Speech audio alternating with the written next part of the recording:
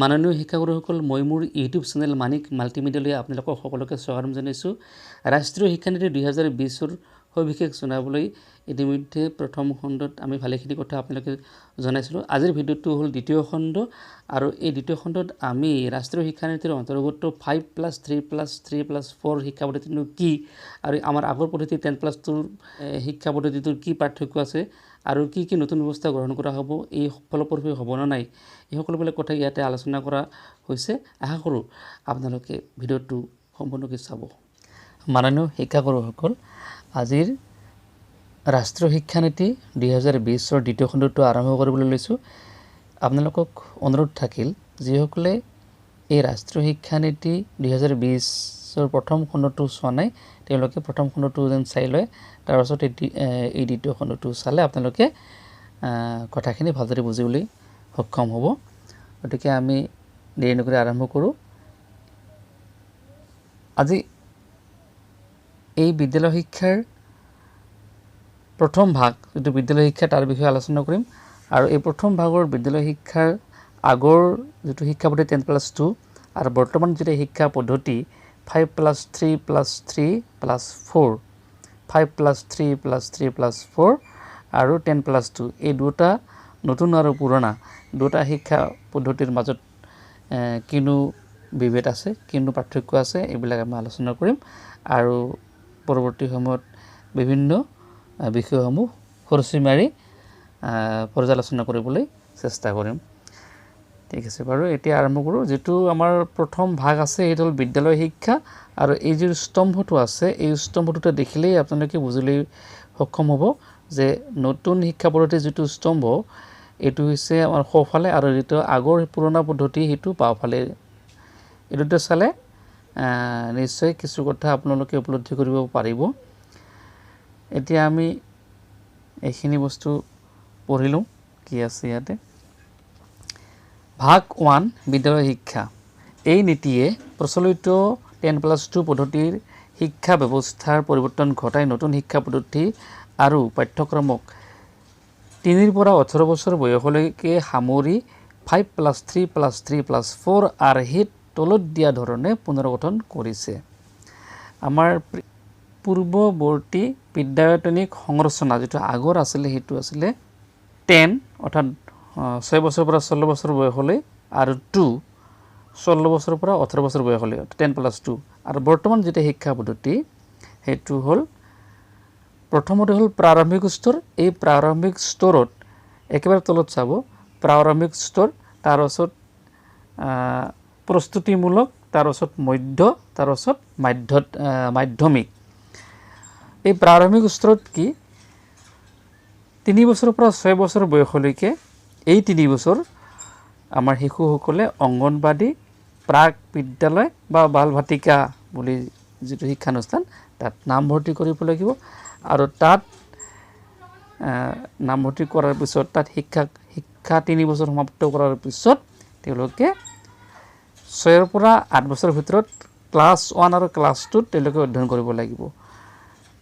এই 5 বছৰ হৈছে প্ৰাৰম্ভিক স্তৰ, আৰু এই প্ৰাৰম্ভিক স্তৰৰ পাছত তেওঁলোকে ধাবিত হ'ব প্ৰস্তুতিমূলক যিটো স্তৰ। এই প্ৰস্তুতিমূলক স্তৰটো হৈছে 3 বছৰৰ কাৰণে, আৰু ইয়াতে 8 বছৰৰ পৰা 11 বছৰৰ ভিতৰত এই প্ৰস্তুতিমূলক স্তৰত তেওঁলোকে অধ্যয়ন কৰিব লাগিব। 8 বছৰৰ পৰা 11 বছৰৰ ভিতৰত ক্লাছ 3, ক্লাছ 4 আৰু ক্লাছ 5। আৰু এই ক্লাছ 3, ক্লাছ 4, ক্লাছ 5ত অধ্যয়ন কৰাৰ পিছত পৰৱৰ্তী তেওঁ যি স্তৰ সেইটো হ'ল মধ্য স্তৰ। এই মধ্য স্তৰত তেওঁলোকে 3 বছৰ অধ্যয়ন কৰিব লাগিব 11 বছৰৰ পৰা 14 বছৰৰ ভিতৰত। আৰু এই 11 পৰা 14 বছৰৰ ভিতৰত তেওঁলোকে 6ষ্ঠ শ্ৰেণী, 7ম শ্ৰেণী আৰু 8ম শ্ৰেণীত অধ্যয়ন সমাপ্ত কৰিব লাগিব। আৰু তাৰপিছতে তেওঁলোকে ধাবিত হ'ব মাধ্যমিক স্তৰলৈ, আৰু এই মাধ্যমিক স্তৰত 4টা বছৰ তেওঁলোকে কটাব লাগিব। 14 বছৰৰ পৰা 18 বছৰ বয়সৰ ভিতৰত তেওঁলোকে 9ম শ্ৰেণী, 10ম শ্ৰেণী, একাদশ আৰু দ্বাদশ শ্ৰেণীত তেওঁলোকে শিক্ষা সমাপ্ত কৰিব লাগিব। অৰ্থাৎ মাধ্যমিক স্তৰ হৈছে শেষ স্তৰ। আগতে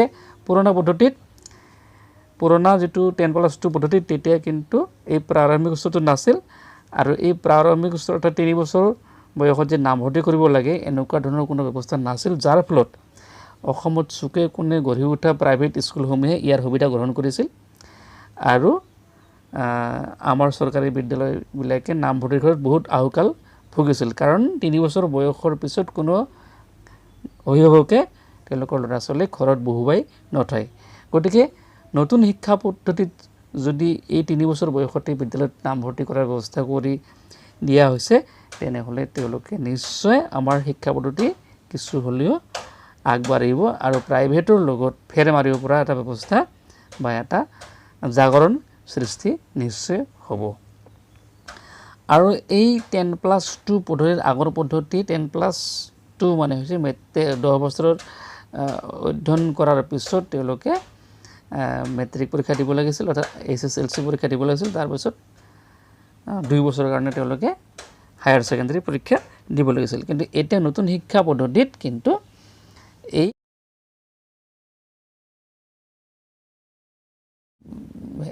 বিদ্যালয় শিক্ষাৰ আপোনাৰ শেষ যিটো ধাপ সেইটো হৈছে মাধ্যমিক শিক্ষা। যি নহওক আগৰ পদ্ধতিৰ কথাটো লগত ইয়াৰ নিশ্চয় ভালেখিনি অমিল আছে। বৰ্তমানে প্ৰথম শ্ৰেণী 6 বছৰ বয়সৰ পৰা আৰম্ভ হোৱাৰ বাবে 3 পৰা 6 বছৰ বয়সৰ শিশুক 10+2 আৰ্হিৰে সামৰিব পৰা নাই। নতুন 5+3+3+4 পদ্ধতিত 3 বছৰৰ শিশুকো প্ৰাৰম্ভিক শিশু পৰিচৰ্যা আৰু শিক্ষাৰ শক্তিশালী ভেটিত সামৰি লোৱা হৈছে। ইয়াৰ লক্ষ্য হৈছে ভাল সামগ্ৰিক শিকন বিকাশ আৰু সুচাৰুৰূপে উন্নতি সাধন কৰা। 1 নম্বৰ প্ৰাৰম্ভিক শিশু পৰিচৰ্যা আৰু শিকনৰ ভেটি। 1.1 সামগ্ৰিকভাৱে 85% মগজুৰ বিকাশ 6 বছৰ বয়সৰ পূৰ্বেই সাধন হয়। মানসিক স্বাস্থ্যৰ বিকাশ আৰু শ্ৰীবৃদ্ধিৰ বাবে এই সময়ছোৱাত উপযুক্ত পৰিচৰ্যাৰ প্ৰতি বিশেষ গুৰুত্ব প্ৰদান কৰা প্ৰয়োজন। বৰ্তমানে বিশেষকৈ আৰ্থসামাজিকভাৱে পিছপৰা সমাজৰ পৰা অহা কোটি কোটি শিশুৰ বাবে মানসম্পন্ন প্ৰাৰম্ভিক শিশু পৰিচৰ্যা আৰু শিক্ষা ECCE উপলব্ধ নহয়। শিশুসকলক এনে শিক্ষা ব্যৱস্থাত অন্তৰ্ভুক্ত কৰিবলৈ আৰু শিক্ষা ব্যৱস্থাক উজ্জীৱিত কৰি তুলিবলৈ প্ৰাৰম্ভিক শিশু পৰিচৰ্যা আৰু শিক্ষাত উপযুক্ত বিনিয়োগ ঘটাব লাগিব। সাৰ্বজনীন মানসম্পন্ন প্ৰাৰম্ভিক শিশুৰ বিকাশ পৰিচৰ্যা আৰু শিক্ষা প্ৰদানৰ লক্ষ্যত যিমান সম্ভৱ সোনকালে উপনীত হ'ব লাগিব। সকলো ছাত্ৰ ছাত্ৰীকে সামৰিব পৰাকৈ শিক্ষা প্ৰদানৰ লক্ষ্য 2030 চনৰ পিছলৈ যাব নোৱাৰিব। 1.2 প্ৰাৰম্ভিক শিশু পৰিচৰ্যা আৰু শিক্ষা হ'ব আদৰ্শগতভাৱে শিথিল, বহুমুখী, বহুস্তৰীয়, খেল ধেমালি কেন্দ্ৰিক, কাৰ্যভিত্তিক আৰু ন্যায্যতাৰ ভিত্তিত গঢ়ি উঠা শিকন পদ্ধতি। ইয়াত আখৰৰ তুলনা, ভাষা, সংখ্যা জ্ঞান, গণনা, ৰং, আকৃতি, অন্তৰ্ভাগত আৰু বহিৰ্ভাগত খেল, খেলিমেলিকৈ থকা বস্তু সজোৱা খেল আৰু যুক্তিসংগত চিন্তন, সমস্যা সমাধান, ছবি অঁকা আৰু অন্যান্য ভাৰ্চুৱেল কলা, হস্তকলা, নাটক, পুতলা নাচ, সংগীত আৰু গতিশীলতাৰ দৰে বিষয়সমূহ সংযুক্ত কৰা হ'ব। ইয়াৰ সৈতে সামাজিক যোগ্যতা, অনুভূতিশীলতা, ভাল আচৰণ, ভদ্ৰতা, মূল্যবোধ, ব্যক্তিগত আৰু সামাজিক স্বচ্ছতা, সমূহীয়া কৰ্ম, সহযোগিতা আদিও অন্তৰ্ভুক্ত কৰা হৈছে। প্ৰাৰম্ভিক শিশু পৰিচৰ্যা আৰু শিক্ষাৰ সামগ্ৰিক লক্ষ্য হৈছে শাৰীৰিক আৰু অংগ সঞ্চালনৰ বাবে স্নায়ৱিক বিকাশ, বোধশক্তিৰ বিকাশ, সামাজিক অনুভূতিক প্ৰমূল্যৰ বিকাশ, সাংস্কৃতিক কলাত্মক বিকাশ আৰু যোগাযোগ আৰু প্ৰাৰম্ভিক ভাষা প্ৰয়োগ, অক্ষৰ জ্ঞান আৰু সংখ্যা জ্ঞানৰ বিকাশ সাধন। 1.3 NCCERTৰ দ্বাৰা 2টা স্তৰত প্ৰাৰম্ভিক শিশু পৰিচৰ্যা আৰু শিক্ষাৰ বাবে ৰাষ্ট্ৰীয় পাঠ্যক্ৰম আৰু শিক্ষণ পদ্ধতিত আৰ্হি NCPFE-CCE প্ৰস্তুত কৰি উলিওৱা হ'ব। যেনে 0 পৰা 3 বছৰলৈকে এটা উপআৰ্হি আৰু 3 বছৰৰ পৰা 8 বছৰলৈকে আনটো উপআৰ্হিৰ ওপৰত উল্লেখ কৰা নিৰ্দেশনাৰ আধাৰত প্ৰস্তুত কৰি উলিওৱা হ'ব। বিশেষকৈ শিশুৰ পৰিচৰ্যা আৰু শিক্ষাৰ বাবে ভাৰতবৰ্ষৰ বিভিন্ন অঞ্চলত যুগ যুগ ধৰি প্ৰচলিত হৈ অহা পৰম্পৰাগত কলা, সাধুকথা, পদ্য, খেল, গীত আৰু বহুতো বিষয় ইয়াত অন্তৰ্ভুক্ত কৰা হ'ব। এই আৰ্হি শিক্ষানুষ্ঠানৰ লগতে অভিভাৱকসকলকো বাট দেখুৱাব। 1.4 সমগ্ৰ দেশতে উচ্চ মানসম্পন্ন সাৰ্বজনীন প্ৰাৰম্ভিক শিশু পৰিচৰ্যা আৰু শিক্ষাৰ এই ব্যতিক্ৰমী লক্ষ্য পৰ্যায়ক্ৰমে উপলব্ধ কৰা হ'ব। বিশেষকৈ আৰ্থ-সামাজিক ক্ষেত্ৰত পিছপৰা জিলা আৰু অঞ্চলবোৰৰ ক্ষেত্ৰত বিশেষভাৱে গুৰুত্ব প্ৰদান কৰা হ'ব। প্ৰাৰম্ভিক শিশু পৰিচৰ্যা আৰু শিক্ষা পৰিসৰত স্বতন্ত্ৰভাৱে চলি থকা ক্ষেত্ৰসমূহ যেনে ক স্বতন্ত্ৰভাৱে চলি থকা অংগনবাড়ী, খ অংগনবাড়ীৰ সৈতে সংযুক্ত প্ৰাথমিক বিদ্যালয়সমূহ, গ বৰ্তমানে চলি থকা প্ৰাথমিক বিদ্যালয়সমূহৰ সৈতে সংযুক্ত 5 পৰা 6 বছৰলৈকে সামৰা প্ৰাক প্ৰাথমিক বিদ্যালয় শাখাসমূহ, খ প্ৰাৰম্ভিক শিশু পৰিচৰ্যা আৰু শিক্ষাৰ যিবোৰ স্বতন্ত্ৰ প্ৰাক বিদ্যালয় অনুষ্ঠানত কৰ্মী বা শিক্ষক নিযুক্তি দিয়া আছে আৰু পাঠ্যক্ৰম শিক্ষণ প্ৰণালী চলি আছে সেইবোৰলৈ ইয়াক শক্তিশালীভাৱে সম্প্ৰসাৰিত কৰা হ'ব। 1.5 প্ৰাৰম্ভিক শিশু পৰিচৰ্যা আৰু শিক্ষা সাৰ্বজনীনভাৱে উপলব্ধ আৰু শক্তিশালী কৰিবলৈ অংগনবাড়ী কেন্দ্ৰসমূহৰ ব্যৱস্থা উচ্চ মানসম্পন্ন কৰা হ'ব। খেল ধেমালি সামগ্ৰী যোগান ধৰা হ'ব। উপযুক্ত প্ৰশিক্ষণপ্ৰাপ্ত কৰ্মী বা শিক্ষকৰ নিযুক্তি দিয়া হ'ব। সকলো অংগনবাড়ী কেন্দ্ৰতে উপযুক্ত নিৰ্মাণৰ ব্যৱস্থা, সুন্দৰ আৰ্হি, শিশু উপযোগী আৰু শিক্ষাৰ উপযুক্ত পৰিৱেশ থকা ভালদৰে নিৰ্মাণ কৰা ঘৰ থাকিব।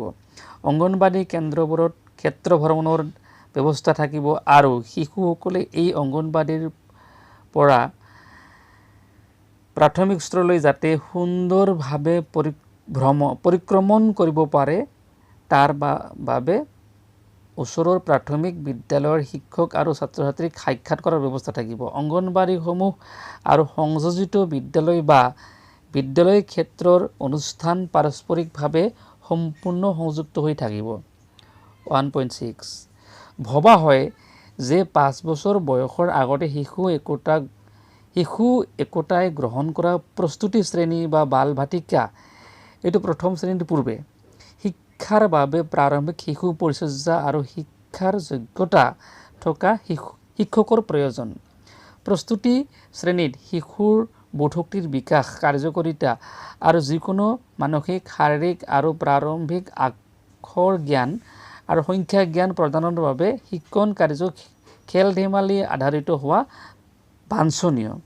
মধ্যাহ্ন ভোজনৰ ব্যৱস্থাও প্ৰস্তুতি শ্ৰেণীৰ পৰা প্ৰাথমিক বিদ্যালয়লৈকে উন্নীত কৰা প্ৰয়োজন। বৰ্তমানে অংগনবাড়ী পদ্ধতিত স্বাস্থ্য পৰীক্ষা আৰু শাৰীৰিক বৃদ্ধিৰ বাবে যি পৰ্যবেক্ষণৰ ব্যৱস্থা আছে তাক প্ৰাথমিক পৰ্যায়তো উপলব্ধ কৰা প্ৰয়োজন। 1.7 অংগনবাড়ী কেন্দ্ৰসমূহৰ প্ৰাৰম্ভিক শিশু পৰিচৰ্যা আৰু শিক্ষাৰ বাবে উচ্চ মানসম্পন্ন শিক্ষণৰ প্ৰথমটো গঢ় প্ৰস্তুত কৰিবলৈ NCERT প্ৰস্তুত কৰি উলিওৱা পাঠ্যক্ৰম পদ্ধতিৰ আধাৰত অংগনবাড়ী কেন্দ্ৰসমূহত বৰ্তমানৰ কৰ্মী আৰু শিক্ষকসকলক পদ্ধতিগতভাৱে প্ৰশিক্ষণ প্ৰদান কৰি উপযুক্ত কৰি তোলা হ'ব।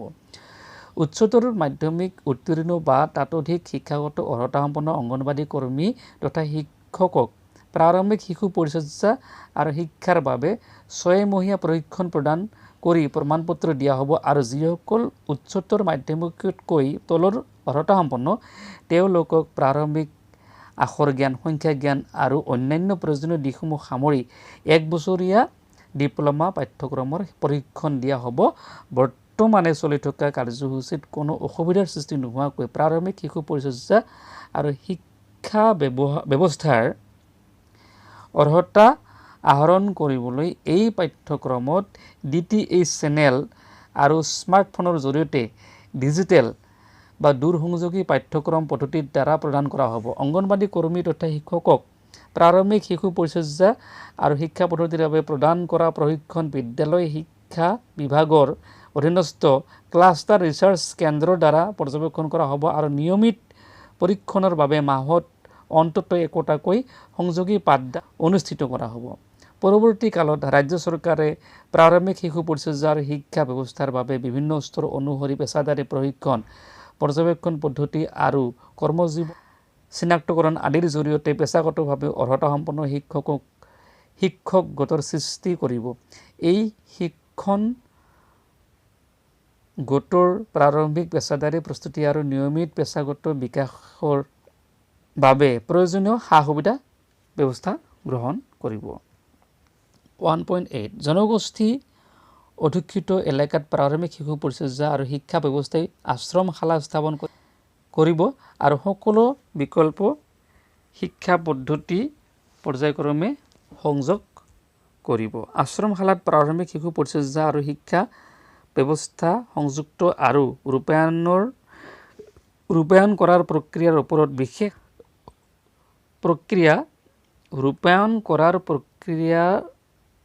উল্লেখ কৰাৰ দৰে সদৃশ হ'ব। 1.9 প্ৰাক-প্ৰাথমিক বিদ্যালয়ৰ পৰা প্ৰাথমিক বিদ্যালয়লৈ শিক্ষাৰ ব্যৱস্থা ক্ৰমাগতভাৱে চলাটো নিশ্চিত কৰিবলৈ আৰু শিক্ষাৰ মৌলিক উদ্দেশ্যৰ প্ৰতি দৃষ্টি ৰাখিবলৈ প্ৰাৰম্ভিক শিশু পৰিচৰ্যা আৰু শিক্ষাৰ অধীনত থকা পাঠ্যক্ৰম আৰু শিক্ষণ পদ্ধতি মানৱ সম্পদ উন্নয়ন মন্ত্ৰালয়ৰ দ্বাৰা প্ৰত্যক্ষ সম্পৰ্ক থাকিব। প্ৰাৰম্ভিক শিশু পৰিচৰ্যা আৰু শিক্ষাৰ পৰিকল্পনা আৰু প্ৰয়োগ কাৰ্য মানৱ সম্পদ বিকাশ, মহিলা আৰু শিশু বিকাশ বিভাগ, স্বাস্থ্য আৰু পৰিয়াল কল্যাণ বিভাগ আৰু জনজাতি পৰিক্ৰমা মন্ত্ৰালয়ৰ যুটীয়া সহযোগত সম্পাদন কৰা হ'ব। নিয়মীয়া সহায়ৰ বাবে আৰু প্ৰাৰম্ভিক শিশু পৰিচৰ্যা আৰু শিক্ষাক বিদ্যালয় শিক্ষাৰ সৈতে সম্পৰ্কিত কৰিবলৈ এটা বিশেষ যুটীয়া টাস্ক ফ'ৰ্চ গঠন কৰা হ'ব। মাননীয় শিক্ষাগুৰুসকল, আজিলৈ ইমানতে সামৰণি মাৰিলোঁ। ইয়াৰ পৰৱৰ্তী খণ্ডত আমি প্ৰাথমিক আখৰ জ্ঞান আৰু সংখ্যা জ্ঞান শিকনৰ এক তৎকালীন আৰু পূৰ্বকাংক্ষিত প্ৰয়োজনীয়তা, বিদ্যালয় ত্যাগৰ ঘটনা হ্ৰাসকৰণ আৰু সকলো পৰ্যায়তে শিক্ষাৰ সাৰ্বজনীন উপলব্ধকৰণ, বিদ্যালয় পাঠ্যক্ৰম আৰু শিক্ষা সুলভতা, শিক্ষা সামগ্ৰিকতা, সংলগ্নকৰণ, উপযোগ্যতা আৰু সংযোগকৰণ অৰ্থাৎ বিদ্যালয় পাঠ্যক্ৰম শিক্ষণ পদ্ধতিৰ 5+3+3+4 আৰ্হিত পুনৰ্গঠন আদি বিষয়সমূহ আলোচনা কৰিম। গতিকে আপোনালোকে ভিডিঅ'টো চাই নিশ্চয় কিছু হ'লেও উপকৃত হ'ব আৰু NEP 2020 বিষয়ে কিছু কথা হ'লেও গম পাব। ধন্যবাদ, থেংক ইউ।